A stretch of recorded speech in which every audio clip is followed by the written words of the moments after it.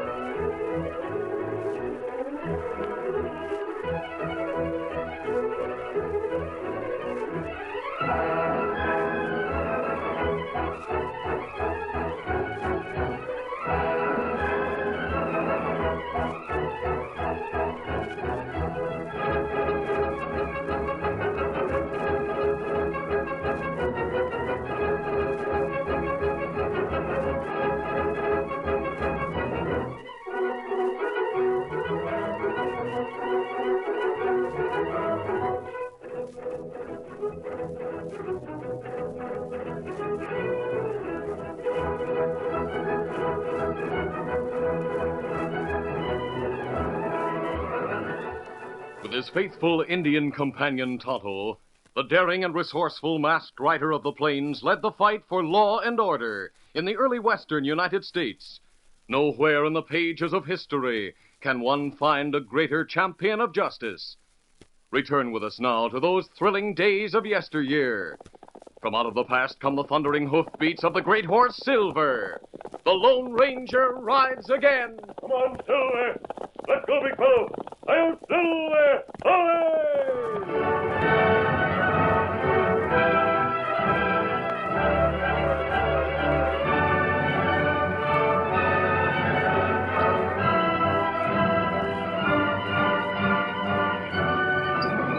Drawn by 4 gaunt mules, a Conestoga wagon lurched into a settlement on the banks of the Barrier River.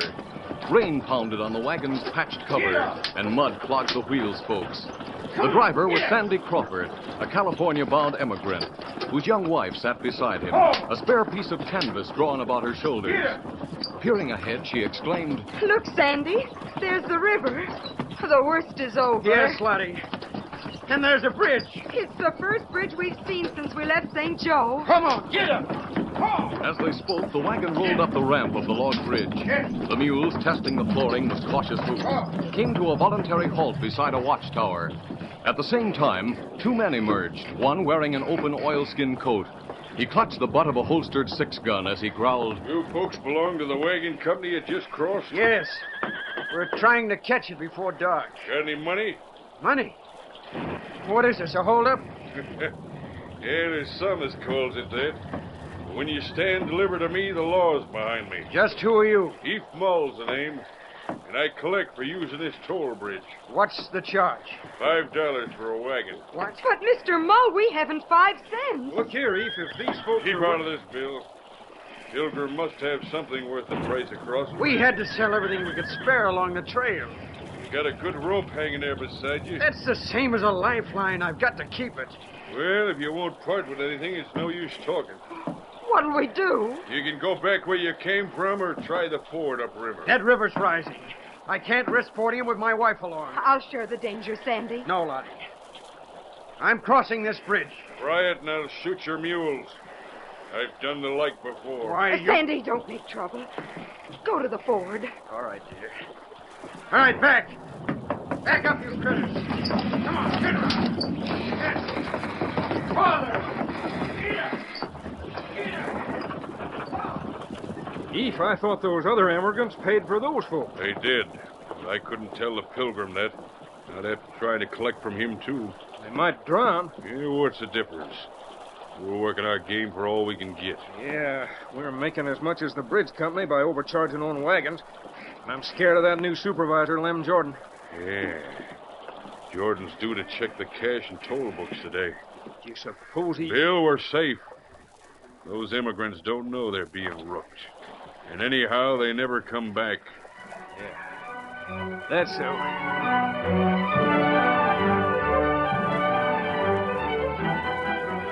Meanwhile, the Lone Ranger and Tonto, bound downriver to investigate reports of Indian trouble, had halted midway between the ford and the toll bridge. As their horses drank from the swollen river, the masked man pointed. Current's carrying a lot of driftwood. Look like river wash out plenty trees long bank. They may pile up against the bridge. Halaron Bridge. Must have a danger. Even so, we'll watch here and warn them if conditions get worse.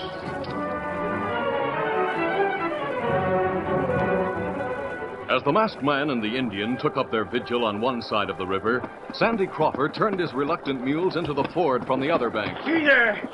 Gee, get up! Get up!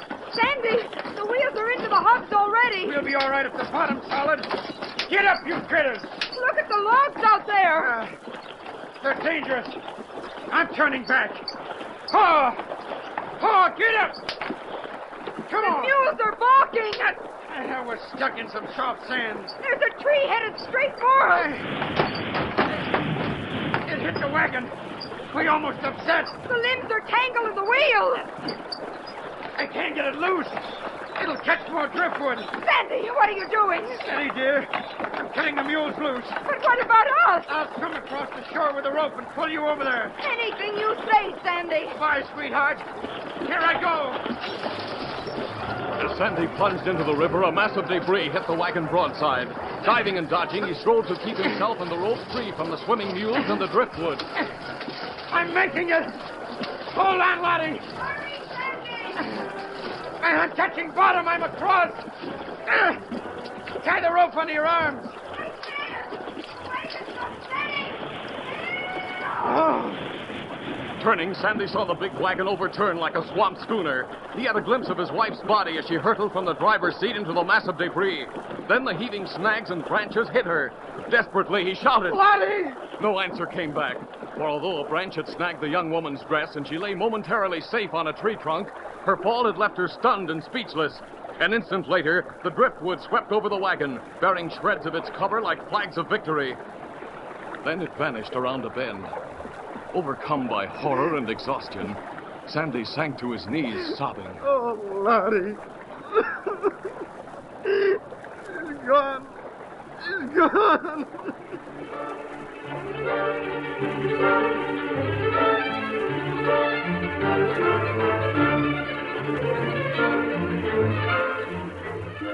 A little later, Lem Jordan, the overseer of the bridge, arrived at the toll house. A big man, he wore a beard and oilskins, which gave him a close resemblance to Eve Mull. Eve and his assistant greeted their boss warmly. Well, sure good to see you again, Lem. Now, never mind that.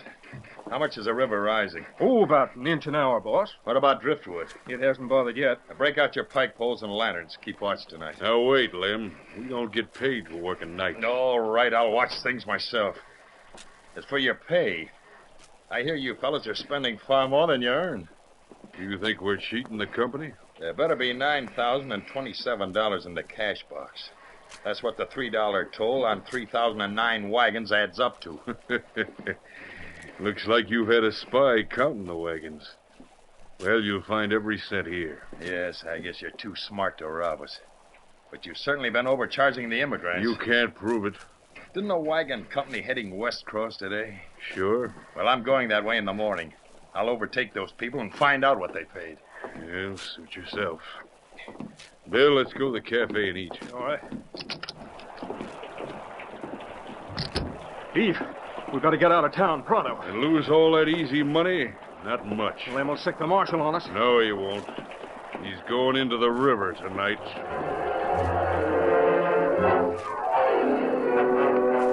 As the crooked bridge tenders laid a murderous plan, Sandy reached the other wagons, which his fellow emigrants had parked for the night a mile beyond the ford. Friendly hands led him to a campfire, where he poured out the story of Lottie's disappearance in the river. After a moment of grim silence, Old Cap, the wagon master, spoke. Sandy, we paid the toll on your outfits.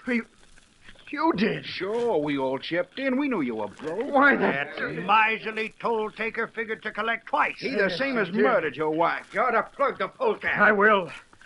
By all that's holy, I'll kill him. Sandy, you don't know the country, and we can't hide you. You'd get caught and hanged. Let them hang me.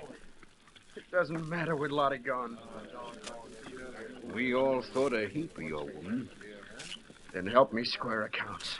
Well, Cap, my mule's got ashore. Round them up and they're yours. Just get me a saddle horse and gun. no, I don't know. Doggone mules or no mules, I'll do it.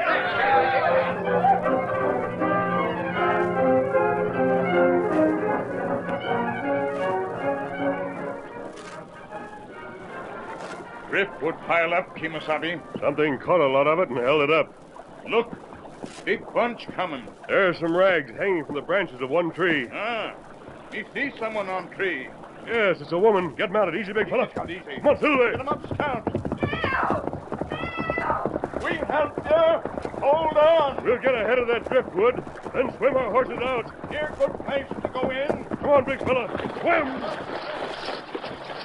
Breast deep in the river, the mighty stallion launched himself from the bottom with neck outstretched and hoof kicking furiously against the pull of the current.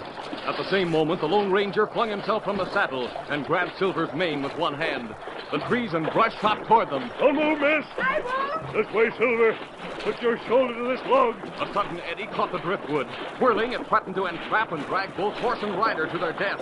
One tree rolled away from the others, rolling the woman toward the open water. Me coming. Stop, Lord, Scout. Striking into the eddy, the Indian's paint horse got his weight against the disintegrating raft. Its gyrations grew slower. Then Silver shook himself free from the entangling limbs and joined in the struggle. Come on, Silver. Keep it moving. The driftwood swung into quieter water. There it lodged on a jutting sandbar.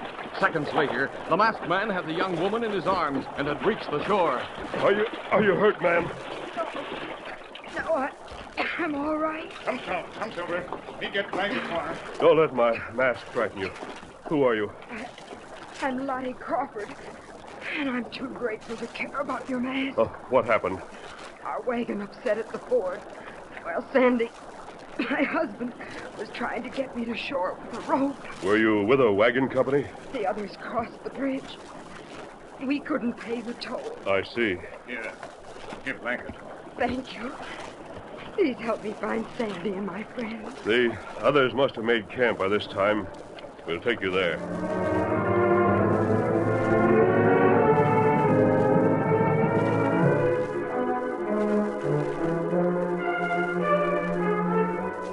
Night had fallen, and though it continued to rain at intervals, most of the emigrants were too excited over Sandy's mission of vengeance to desert the campfires for the shelter of their wagons. As they discussed the case, a guard outside the wagon corral called, Somebody coming! Cap, that must be Sandy. Or someone hunting him. Sounds like two horses. Oh, Silver. Oh, Scout, oh, fella. Look, a masked man and an Injun. They got a woman. She's getting down. Where's Sandy? Thunderation, it's Lottie. She's alive. These men rescued me from the river. We thought Sandy would be here. Sandy was here. He thought you drowned. Where did Sandy go? Don't any of you know? Tell her, Cap. He's gone to kill the toll taker. Oh, no. Not Sandy, he wouldn't. Ma'am, he was plumb locoed over what happened. We've got to stop him. Cap, how was he mounted? He was riding my buckskin mare. And he had my spare rifle, a 45-70 Sharps. We'll try to find him. Break day. What's the matter? I forgot to tell him I had a rag in the muzzle of my spare rifle to keep it clean and dry. If Sandy tries to use it, it might blow up on him. He's got a big start. Otto, you take a shortcut to the settlement. Ride hard. Be savvy. If you can't find Sandy there, notify the marshal. I'll follow Sandy's trail. Easy, big fella. Oh, pronto. Get him up, Scout. Us fellows will follow. Come on, Silver!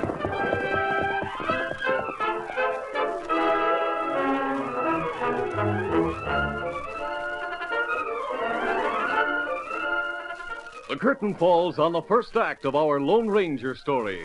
Before the next exciting scenes, please permit us to pause for just a few moments.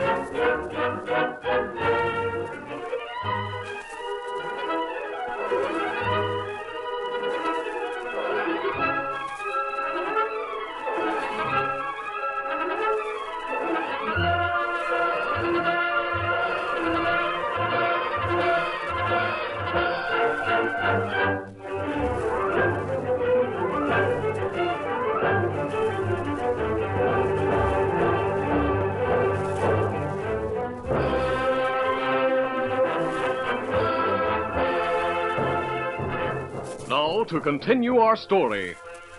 Seeking to avenge his wife, whom he believed dead, Sandy Crawford had set out to kill Eve Mull, a crooked toll taker on a bridge. Actually, Sandy's wife had been rescued by the Lone Ranger and Tonto, who went in search of Sandy to forestall the killing. When the Indian failed to find the man he sought, he hurried to the home of the marshal. Oscar, hold, fella. Easy, Scott. Easy, fella. Yes, who is it? Me want Marshal. Handy quick. Just a minute. Hey, you Marshal? That's right, Injun. What's your trouble? Well, me look for a fella named Sandy Crawford. Him on manhunt. What's that, a manhunt, you say? Ah. Better step inside and tell me all about it. Now, what's this about a manhunt? Emigrant on wagon train. Come here with gun. Him look for a man on bridge. You mean Eve Mull? Ah.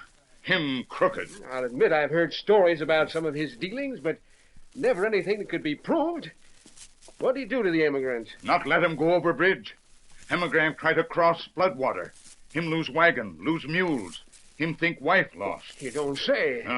Him think wife dead, but her not dead. Her live.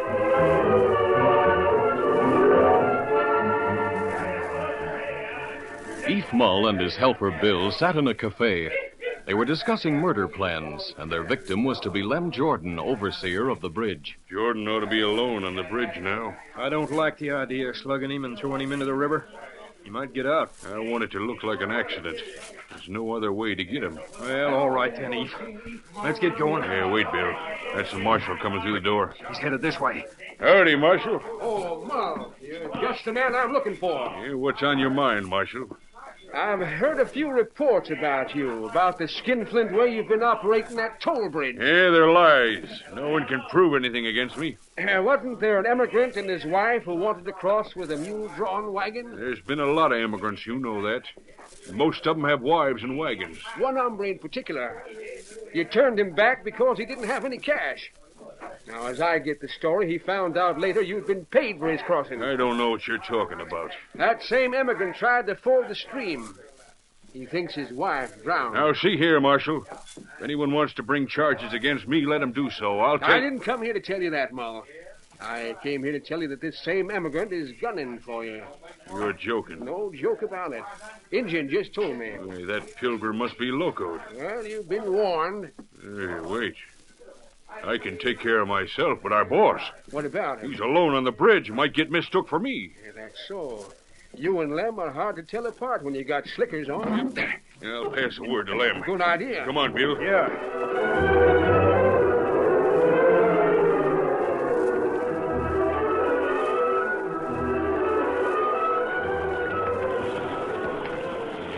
That emigrant sure comes in handy now. How so? We'll just drill Jordan from the dark and slip away. The marshal's sure to hang it on the emigrant. That's a better way. It's a lot more certain than slugging Lem Jordan and throwing him into the river. Hey, look. Jordan's got the toll house lighted up and lanterns burning outside. Carrying one this way. Must be the driftwood's bad. Shh, not so loud. Walk where you won't be heard. We're almost to the ramp. Careful of those old boards. Eve, there's someone across the ramp from us. Yeah, I see him. It's that emigrant I sent back to the fort. He's aiming a rifle. He's doing the job for us. Oh, you coyote, I'm here to kill you. What's that? You killed my wife. She didn't have a chance, and you're not getting away. Jordan's down. Are you lying? Are you? Let's make it sound like we tried to help. Fire some shots. He's gone. Let's take a look at Jordan. Hey, he's getting up. Oh, was that you? Weren't you hit at all? Never even heard the bullet. I threw myself down for safety. Well, I'll be skinned. Thought I was you. Did you kill somebody's wife? If I did, she wasn't the first critter I've killed. Nor the last. You're pointing your gun at me. I'm collecting toll. You'll pay for this. Hey, somebody's riding across the bridge. Let's get out of here. No, that won't look right. Hold your fire, man. A masked man. Oh, easy. Let me go. Hey, what are you doing here? Before I answer you, you'd better explain why you're standing over a dead man. Hold on. Me here, Chops. What happened? That's what I'm trying to find out, Tonto. Whose body is that? That's Lem Jordan, our bridge boss. Some crazy emigrant who was after me bushwhacked him. So that's it. Where did he go? He ran toward the settlement when me and Eve opened up on him. Did you see him, Tonto? No. Me down Long Bank. Look for Sandy's horse there. Masked man, how come you and this Indian are mixing in this? It's the marshal's business. Oh, then we'll all go to the marshal. Come along.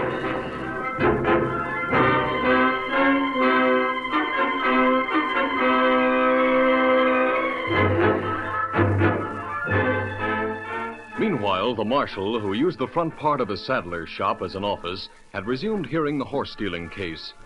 The settlement had neither jail nor courthouse, sheriff nor judge. As its only elected official, the marshal not only made arrests, but tried his prisoners. His simple code admitted only two kinds of crime, big and little, and only two penalties, banishment and hanging. Sentences which he passed were executed forthwith by volunteer citizens, some of whom were in attendance at the trial. The horse thief was making a final plea. Marshal, I didn't steal that horse. It was a stray, and I just used it. Yeah, fella, I was minded only to run you out of town till you gave that old excuse. And now, you got to hang. Yeah, drop that rifle, fella. I came here to surrender it. I just killed Leaf Mull.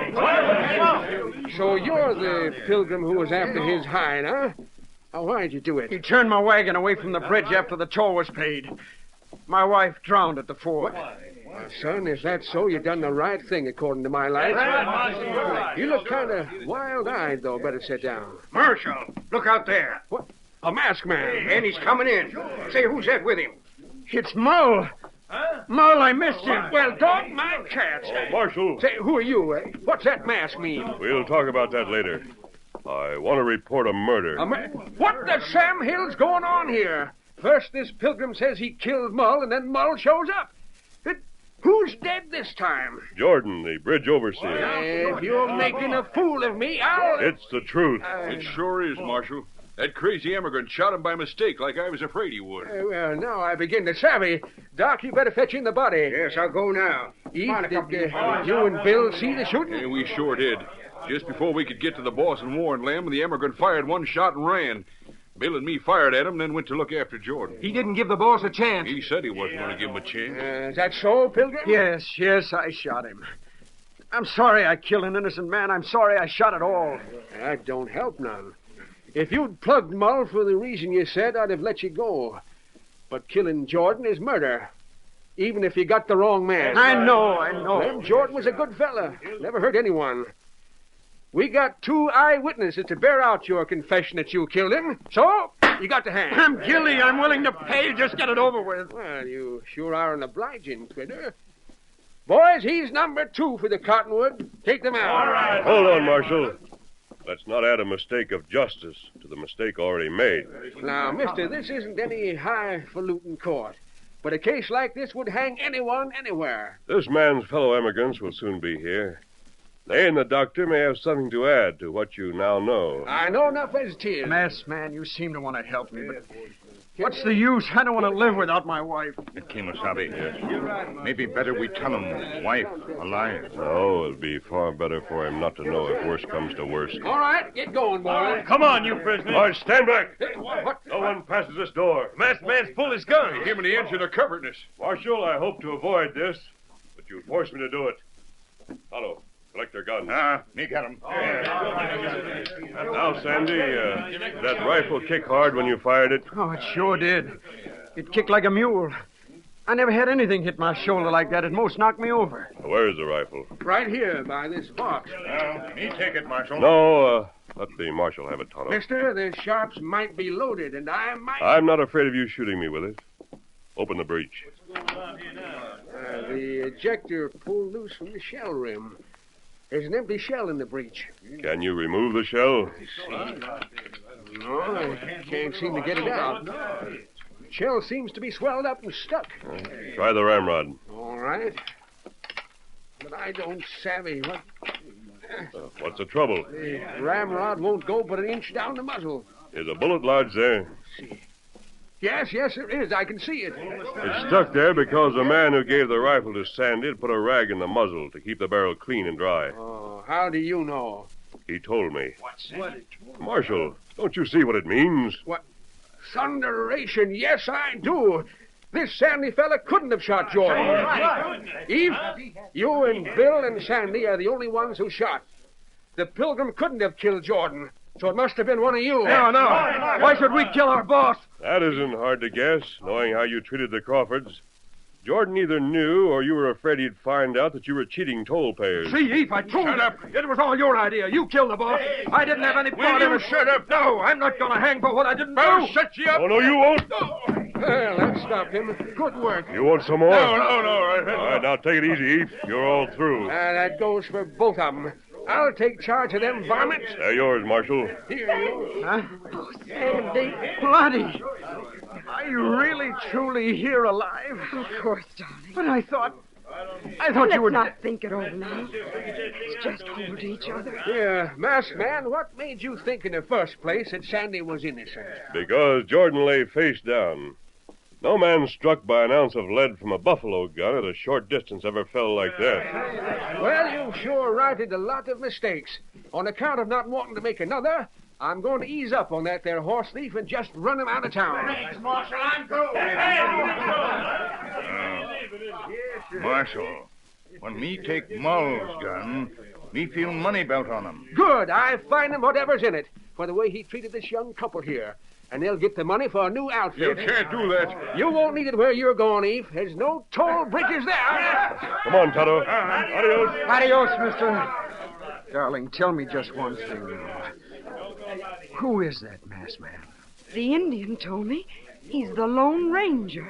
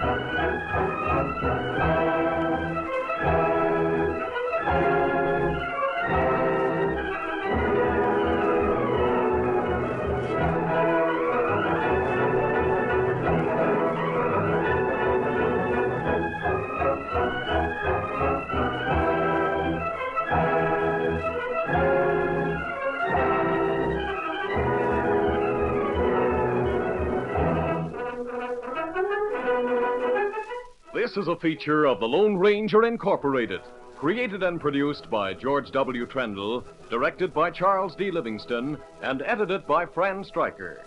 The part of the Lone Ranger is played by Brace Beamer.